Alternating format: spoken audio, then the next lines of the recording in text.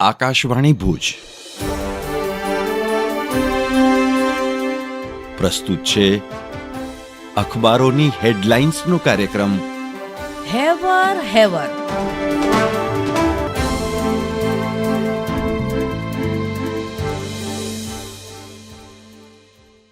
નમસ્કાર, હું કેવિન સોની. કચ્છ મિત્રના પહેલા પાને સમાચાર છે. 41 ભારતીય સહિત 49 બળતું. મંગવ શહેરની ઇમારતમાં આગથી ભાગદોડ મચી. મોટા ભાગના મૃતકો કેરળના, 50 થી વધુ ઘાયલ. વડાપ્રધાન મોદીએ શોક વ્યક્ત કર્યો. કુવૈતના અમીરની તપાસ, કાર્યવાહીનો આદેશ. કચ્છ મિત્રના છેલ્લા પાને સમાચાર છે. કાળઝાળ ગરમી વચ્ચે આજથી શાળાઓ ખુલશે. 40 ડિગ્રીથી વધુ તાપમાનમાં નાના બાળકોને મુશ્કેલી ન પડે તે માટે તંત્ર યોગ્ય પગલાં ભરે. પાળીવાળી શાળાઓનો સમય બદલવા માંગ.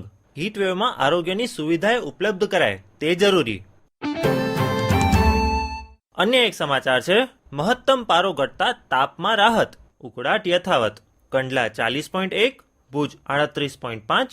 ભેજના પ્રમાણમાં ઉતાર ચઢાવ.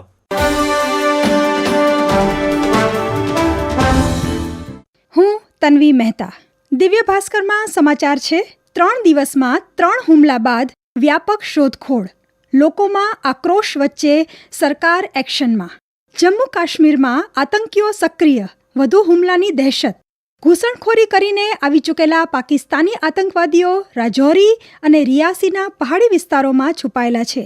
આ ત્રાસવાદીઓ સ્થિતિનો લાભ લઈને મોટા હુમલાને અંજામ આપી શકે છે, જેથી તમામ શંકાસ્પદ લોકોની અવરજવર પર નજર રાખવાની જરૂર છે. દિવ્ય ભાસ્કરમાં વધુ સમાચાર છે. મણિપુરના જીરીબામમાં સેંકડો લોકો રાહત કેમ્પમાં. સોશિયલ મીડિયા પોસ્ટથી જીરીબામમાં હિંસા ભડકી. 3 દિવસમાં 150 ઘર ફૂંકાયા.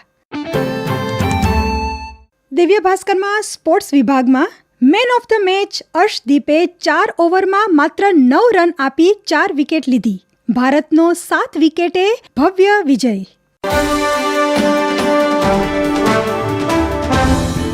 નમસ્કાર, હું મનોજ સોની.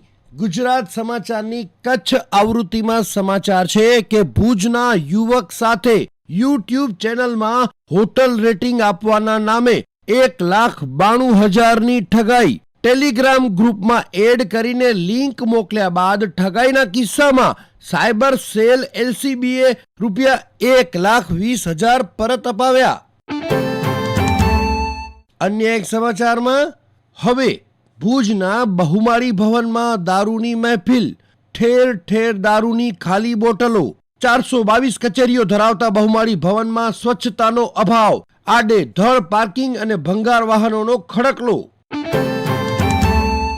ગુજરાત સમાચાર લખે છે કે સરપટ નાકા બસ સ્ટોપ આસપાસ ખાનગી વાહનોના દબાણ. એસટી બસોને થોભવું મુશ્કેલ. ભુજથી પાવરપટ્ટી આહિરપટ્ટી બન્ની પચ્છમ જવા શટલની ભીડ. સવારથી સાંજ સુધી ખાનગી વાહનો કતારબંધ ઉભા રાખી જાહેરનામાનો ખુલ્લેઆમ ભંગ. ટ્રાફિક પોલીસને કાર્યવાહી કરવામાં કોની શરમ નડે છે?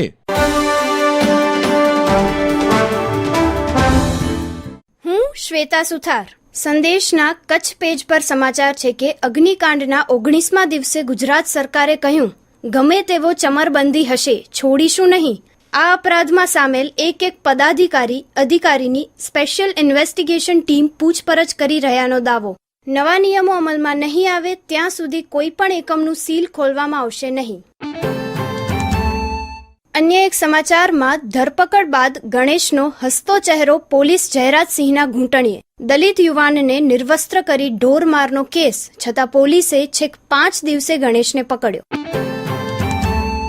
સંદેશના ભુજ ફ્રન્ટ પેજ પર સમાચાર છે કે ₹1,80,00,000ના ખર્ચે કૃષ્ણાજી પુલનું પુનઃનિર્માણ કરાશે. ટેન્ડર સહિતની પ્રક્રિયા ચીફ ઓફિસરને સોંપવા સહિતનો નગરપાલિકાની કારોબારી સમિતિમાં નિર્ણય. શહેરના તમામ 11 વોર્ડમાં બાંધકામ શાખા દ્વારા ₹7,70,00,000ના ખર્ચે અલગ અલગ રોડનું કામ કરાશે. હું નીરજ મચ્છર. ઇન્ડિયન એક્સપ્રેસના સમાચાર. તેલુગુ દેશમ પાર્ટીના રાષ્ટ્રીય અધ્યક્ષ એન ચંદ્રબાબુ નાયડુએ સતત બીજી મુદત માટે આંધ્રપ્રદેશના મુખ્યમંત્રી તરીકે શપથ લીધા. રાજ્યપાલ એલ અબ્દુલ નઝીરે ગઈકાલે શ્રી નાયડુને પદના શપથ લેવડાવ્યા હતા. આ ચોથી વખત છે જ્યારે શ્રી નાયડુ તેમની 4 દાયકાથી વધુની રાજકીય કારકિર્દીમાં મુખ્યમંત્રી તરીકે સેવા આપશે. તેમણે સંયુક્ત આંધ્રપ્રદેશના મુખ્યપ્રધાન તરીકે 2 વાર સેવા આપી હતી અને શેષ આંધ્રપ્રદેશમાં આ બીજી વખત છે. બીજી તરફ મોહન ચરણ માઝીએ પ્રથમ ભાજપ સરકારમાં ઓડિશા રાજ્યના મુખ્યમંત્રી તરીકે શપથ લીધા હતા. માઝીએ બીજેડીના મીના માઝીને હરાવીને કેઓન્ઝરમાં 11,577 મતોથી જીત મેળવી હતી. તેઓ રાજ્યના ઉત્તર પ્રદેશના કેઓન્ઝરથી પ્રથમ સીએમ. વિપુલ પ્રમાણમાં ખનિજ ભંડાર માટે જાણીતું કેઓન્ઝર રાજ્યના જીડીપીમાં નોંધપાત્ર યોગદાન આપે છે. આ બંને શપથ સમારોહમાં વડાપ્રધાન શ્રી નરેન્દ્ર મોદી રહ્યા હાજર.